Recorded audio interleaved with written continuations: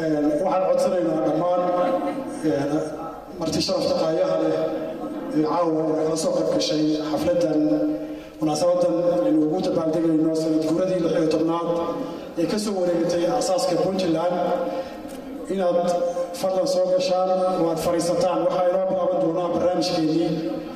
barnaamijka caawa waxa inoo xiriirin doonaa wariye dambar oo inoo ka yimi dalka Switzerland waxaan rajaynaynaa barnaamijka inuu inoo furo madaxweyne ku-xigeenka Puntland injineer Macalin ayaa khadka telefoonka inoo soo geli doona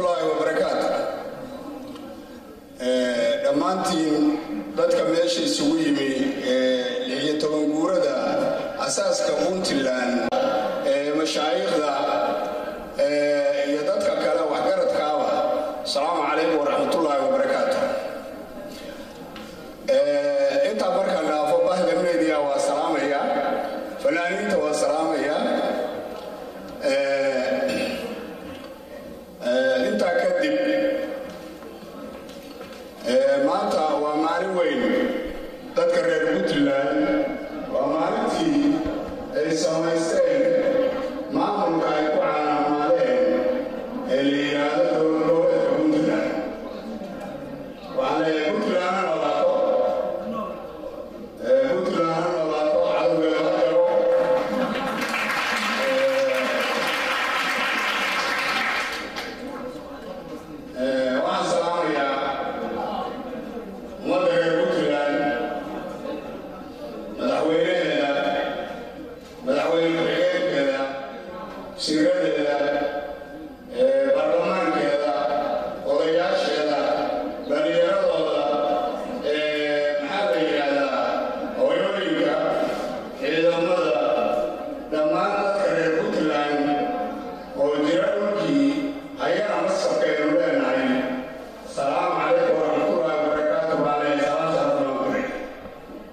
أنت أكدب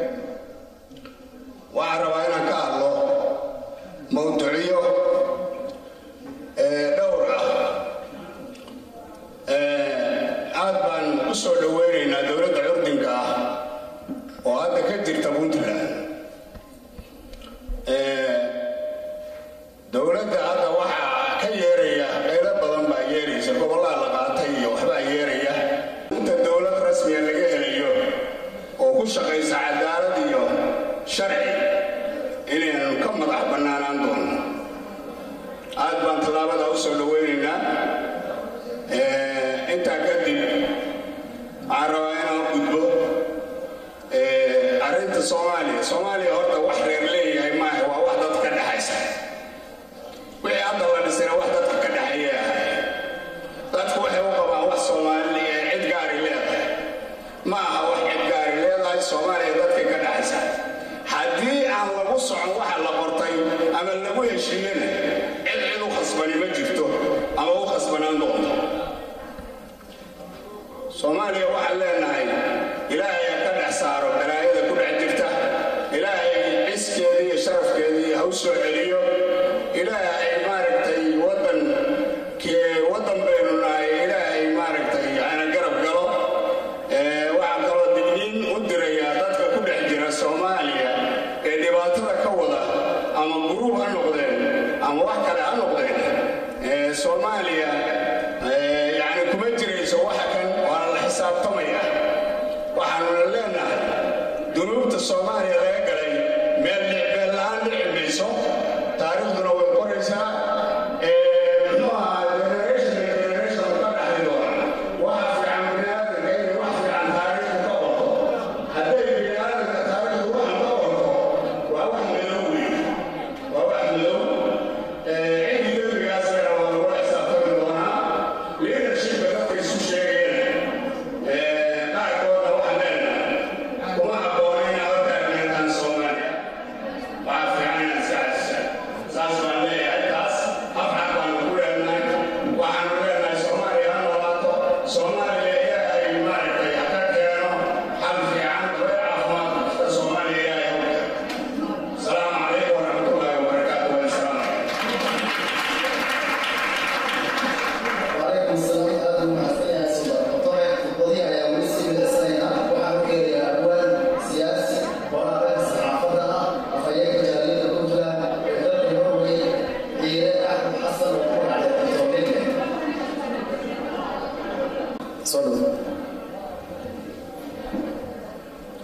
السلام عليكم ورحمة الله وبركاته سلام كدب وحا الشرف يقوم النمو يهيد الديلة إياه إلى جالية بنتلان إذن dalka Jarmalka gaar ahaan gobolka Frankfurt aan kala soo qaybgalo 16 guuladii ka soo wareegtay markii la yagleelay dawladda Puntland waa ay sharaf weeye anigoo magacaygu yahay sida la sheegay ciiro kana imid dalka Norway waxaan diyaarad u soo raacay oo aan inta u soo maray inaan shacabka reer Puntland ee degan Frankfurt aan farxad la qaato kulliga waa nashar inta kadib waxaan rabaa inaan u mahadnaqo walaalihii iyo maamulkii jaaliyadda ee soo abaabulay xafladda tan quruxda badan leh oo maantay halkan ka dhacaysa waxaan leeyahay walaalayaal waa mahadsantihiin hawlka madaalayaal weli waa hogadii halka ka sii wada intaa iyo in ka badan runtii Puntland wixii loo aasaasay cidda isu sheegi mayso maanta qof kastoo qaangaar oo Puntland way og tahay laakiin muhiimadeedu waxay tahay inaan weyneyno markii Soomaaliya burbudhay oo la isdooxay oo dameeruhu ilmahoodu diideen dadka reer Puntland ee caqliga u saaxiibka ah waxay go'aansadeen inay maamul samaystaan ay ku badbaadaan Soomaalida kalena kala badbaadaan waana wax soo jireen ahaa oo waxaad moodaa dadka Soomaaliyeed oo dawlad lahayn ayay dadka reer Puntland waxay lahaayeen saldanadii Hobyood iyo Tibargal taasaa keentay Soomaaliya inay 16 sano maanta maamul leeyihiin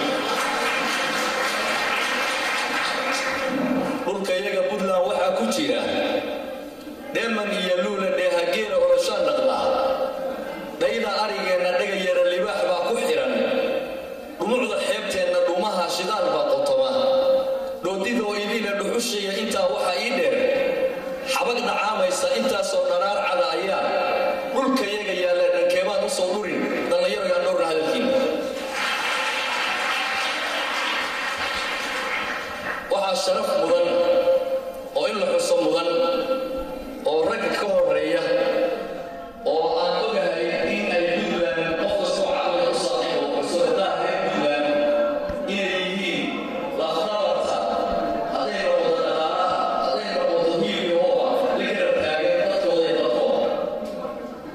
hablaha reer Puntland oo bilicd iyo wanaag iyo buuqid diinta u tahay wali iyo sanaag iyo kuwooda u calaamay lugaan baalaheed iyo mudug bay nagaan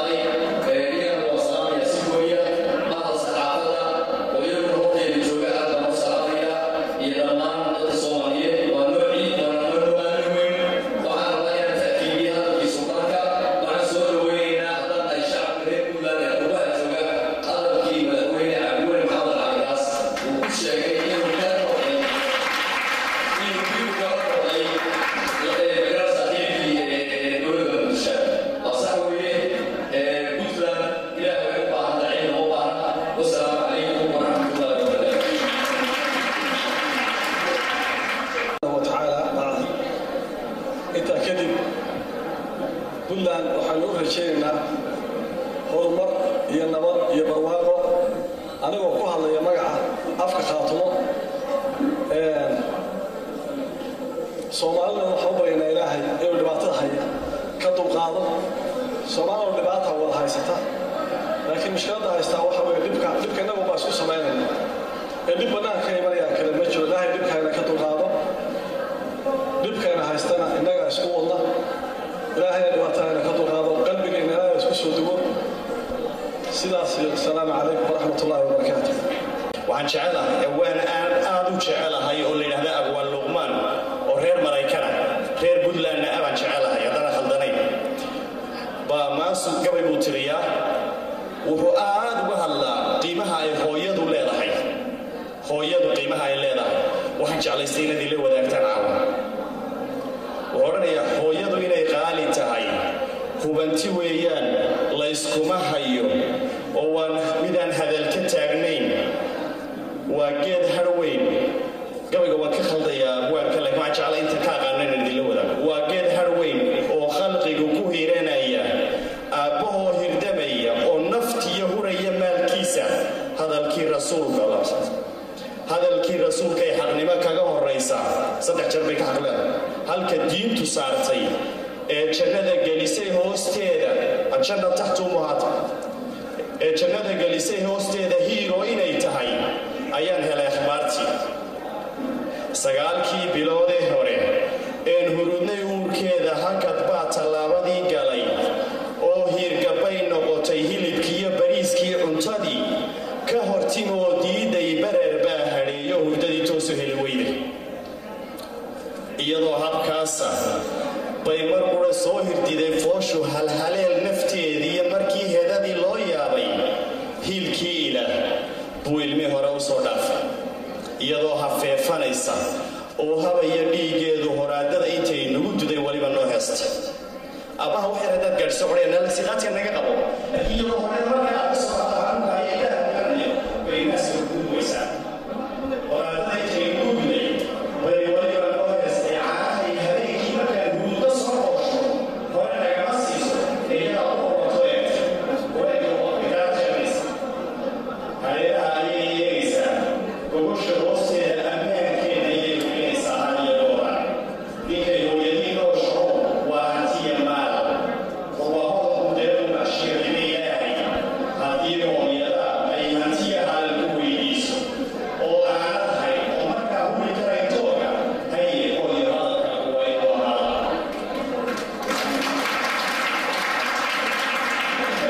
hooyada ilaahay ka haydho halaakayna halkii nebigu joogiyo alla waxaa loo sheegay wasalaamti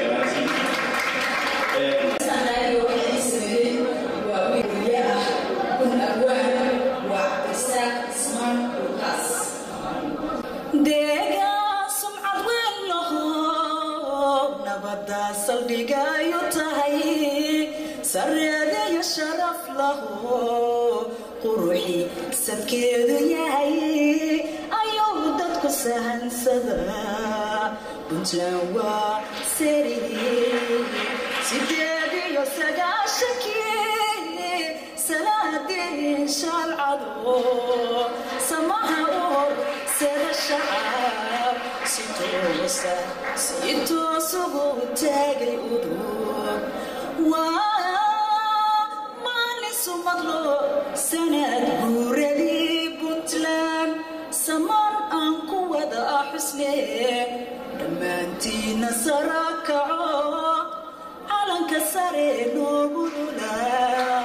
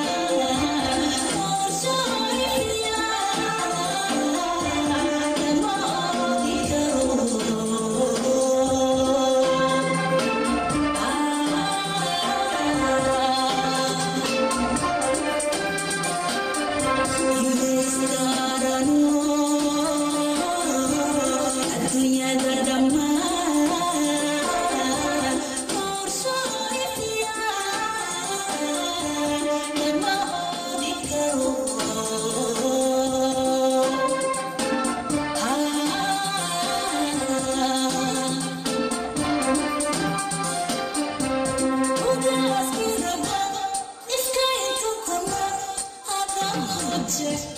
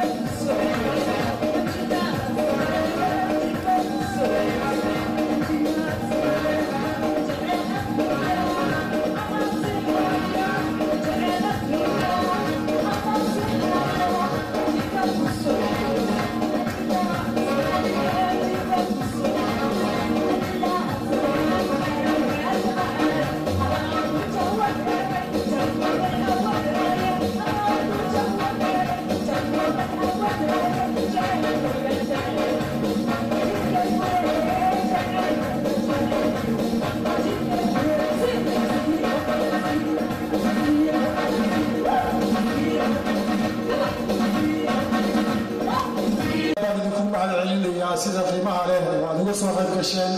munaasabada tan aanu ku xusayno guuradii ka soo wareegatay aasaaska Puntland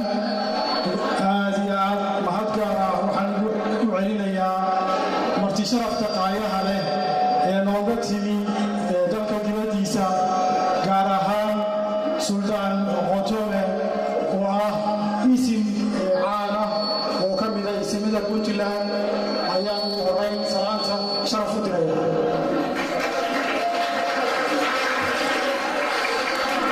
sidoo kale waxaan salaanta la mid ah u gudbinayaa Dr. Lorenzo Maxamed Diyo oo iyaduna ah maamada jaaliyadda Switzerland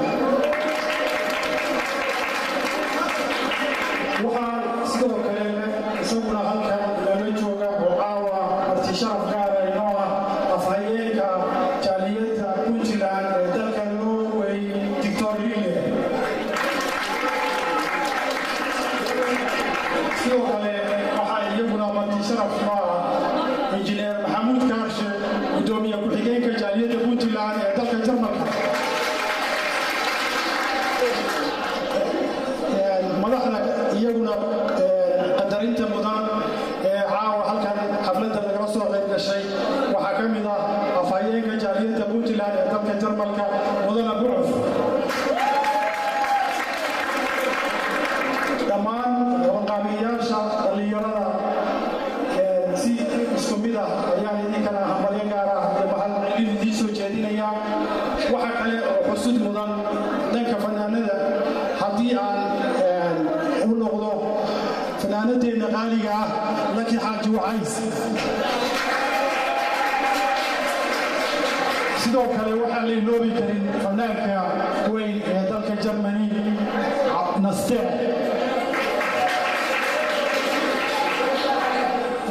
dhalinyaro badan oo guddiga ka mid ah jaaliyadda oo xubno firfircoon ayaa halkan jooga iyagana waan xusaynaa aad bay u mahadsan yihiin waxaan kusoo dhaweyn doonaa makaafoonka inta markaa salaada uga baxo waxaan doonayaa laba eray caawa kale khudbadaha lama badiyo maadaama ay tahay habeen farxad leh oo aynu xus isugu nimid labada qodob aan jeclahay inaan ka hadlo mid waxaa weeye guddigii jaaliyadda aan madaxda ka ahaa waxaa dhowaan ka dhammaanaya xilka sidaa darteed sanadkii soo socda waxaanu qabanaynaa doorasho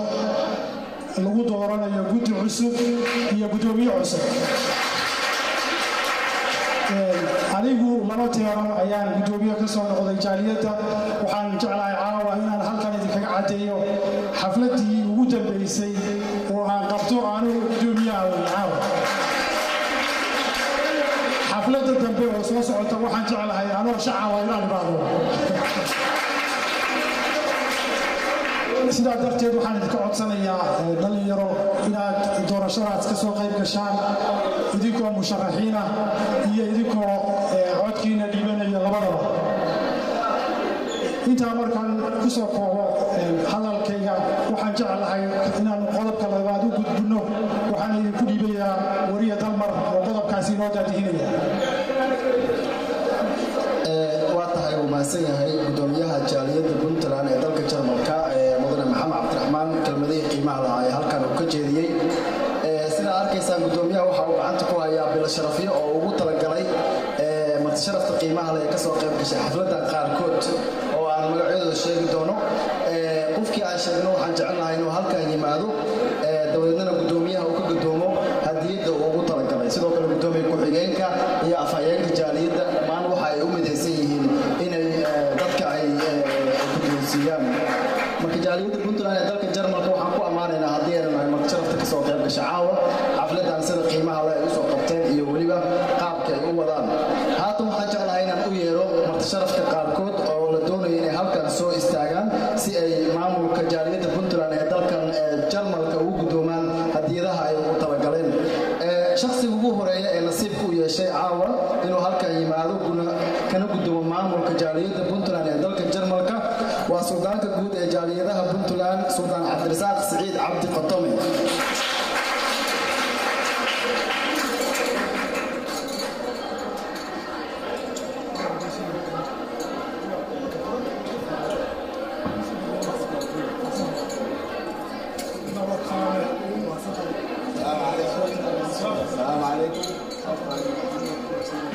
suldaanku wuxuu ku mutaystay munaasabad sharaftan maadaama uu yahay suldaan qaali ku ah bulshada reer Puntland isla markaana ah suldaanka qurba joogta ee Puntland ee qaaradda Yurub aad baan ugu mahadcelinaynaa suldaanka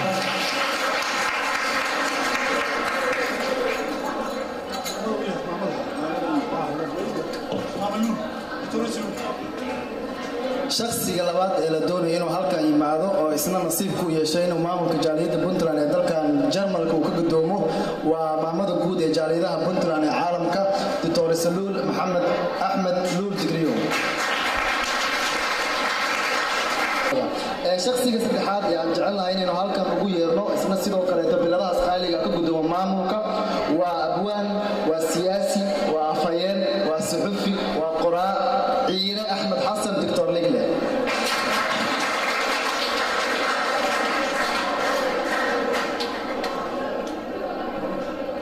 Dr. Ligle sidoo kale waa afayeenka jaaliyadda Puntland ee dalka Norway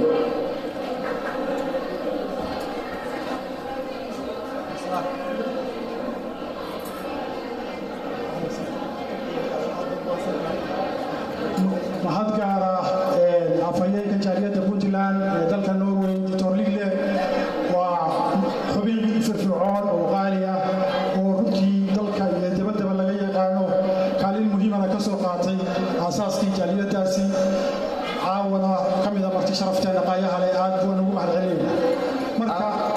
aan ku sii darsada Dr. Ligle waa abwaan sameeyay heesaha wuxuuna sameeyay hees caawa halkan laga qaaday oo ay ku luuqeysay fanaanada qaaliga ah laki xaaji waxay sidoo kale wuxuu hore ugu luuqeeyay laba hees oo uu qaaday maamul goboleedka Jubbaland oo Puntland mataanaha la oo uu sameeyay raale haaba waayo fanaaniintu waxa ay ugu dhaxad u yihiin habsamo socodsiinta barnaamijka waa dadka ay dhammaan u joogaan caawa inay daawadaan barnaamijkan uu ku fadhiyo waxaan u yeerayaa fanaanka caanka ah Nasteex Saciid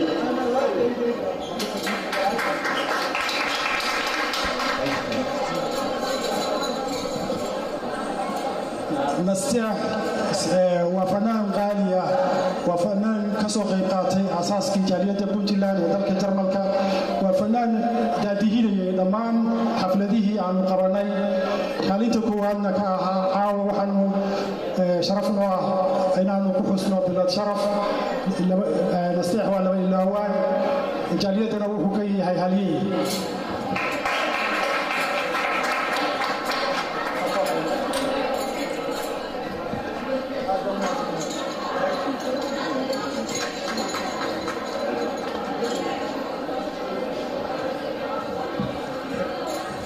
waxaa laba ilaawaana fanaanada qaranka Soomaaliyeed fanaanada Puntland fanaanada Soomaaliyeed oo dhan Laki Xaaji Wacays Laki aad baan kaaga mahadcelinaynaa heesihii quruxda badnaa ee aad Puntland u qaaday heesihii aad Soomaaliyeed u qaaday heesaha maymayga ah oo aan anugu ka helo aad iyo aad waxaan ku sharfaynaa qofka Laki Xaaji Wacays bilad sharaf Laki naga gudoon aan ku sii darsado Laki waa fanaanada kaliya ee Soomaaliyeed ee ka gubatay heesna u qaaday raafka ama tarxiilka ay Soomaalida Kenya kala kulmeen halkaas degan sidoo kale Laki waxaad ku baratay fanaanad waana saxafiyad oo waa wariye Assalaamu calaykum waraxmatullaahi wabarakaatuh dhammaantiin horta marka hore waa idin salaamay aad ayaan ugu faraxsanahay bulsho weynta meesha dhammaanteed isugu timi si qurux badan ayaa loo soo agaasimay xafladda waad u jeedaan maasha Allah aniga waxaa farxad caawa gaar ii ah kuwa had iyo jeer u taagan dadkooda iyo dalkooda naftoodana u hura had iyo jeer meel khatar ka jirto noo soo tabiya kuwa nala socodsiiya annagoo qurbaha joogna waxa maalin kasta iyo waqti kasta ka dhaca dalkeena hooyo oo dhibaatadu ina ka soo qixisay kuwaasoo ah walaalaheen ah kuwo had iyo jeer aan la sheegin aan la waadixin sababta loo dilo iyo waxa ay samaynayaan in ay tahay wanaag aana xaqooda la siin waad moodid in indhaha la qabanayo xaq ay leeyihiin kuwaas oo ah suxufiyiinta caawa farxad ay ii tahay in aan guddoonsiiyo biladaha waxaan ku horumarinayaa saaxiibka qaaliga Switzerland ka yimid Denmark marka ugu horeysa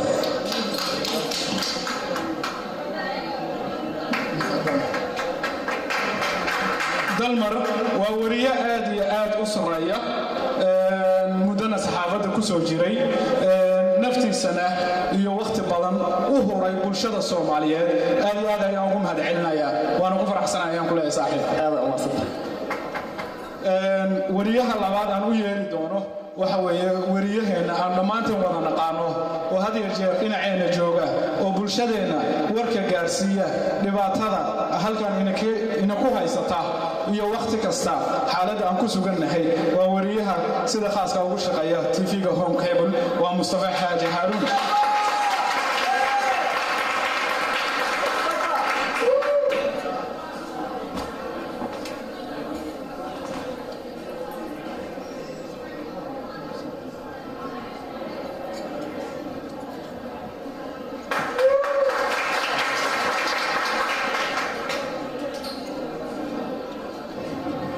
aad baan ugu mahadnaqayaa dhammaan bulshada Soomaaliyeed reer Puntland iyo kuwa reer Puntland ahaynba waxaan u mahadnaqayaa jaaliyadda PDF Maxamed Cabdiraxmaan iyo Kaarshe diktoorka suldaanka diktoorada wariyaha dhammaan waxaan leeyahay mahadsantiin aad ayuu u mahadsan yahay walaalkan Mustafa wuxuu ina xasuusiyay in dhammaan suxufiyiintu ay yihiin kuwa u taagan Soomaaliya oo dhan Soomaaliya toosay ayaan leenahay wariyaha aan marka dambe aan guldoonsiin doono biladan waa Cabdi Naasir oo ah wariye aad iyo aad u qaalisan oo ahaana wariyaha sida khaaska ah madaxtooyada Puntland uga shaqeyn jiray oo ahaa madaxweynihii hore la socon jiray aad iyo aad ayaan ku faraxsanahay geesigii Puntland ninka ag istaagay inuu maanta aan bilad guddoonsiiyo waana farxad ay taayado wuxuuna u shaqeeyaa haddana Soomaali Journal wuxuuna la degan yahay Jarmalka ayuu la degan yahay fursad baan u helnay waa wax shay aad u qaali ah waa biladii ugu horeysay oo qaato waa mahadsantiin dhammaantiin waxaan filayaa inta guddoonsiin la inta saaxiib guddoomiyaha ayaa inoo ku soo wareejinayaa oo inoo soo aad baa u mahadsantihiin dhammaantiin halkaa waxaynu ku sii socon doonaa barnaamijkeennii iyo heesaheennii waxaan bilada labaad oo harsan mar labaad rabaa inaan bilad siiyo iyo mar saddexaadba fanaanadeenna qaaliga Laki Xaaji Wacays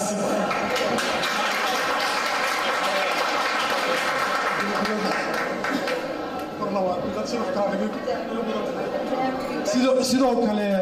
waxaa nala jooga wariye iyo kaamirayste qaali ah oo ah odayga Laki Xaaji Wacays isaguna wuxuu naga mudan yahay bilad sharaf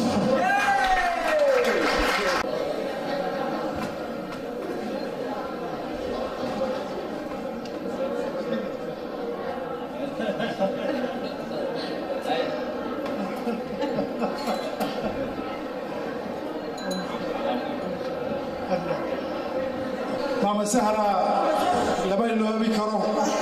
waa qof qadarin ku leh bulshada reer Puntland aad baad ugu mahadcelinaynaa boqolkiiba boqol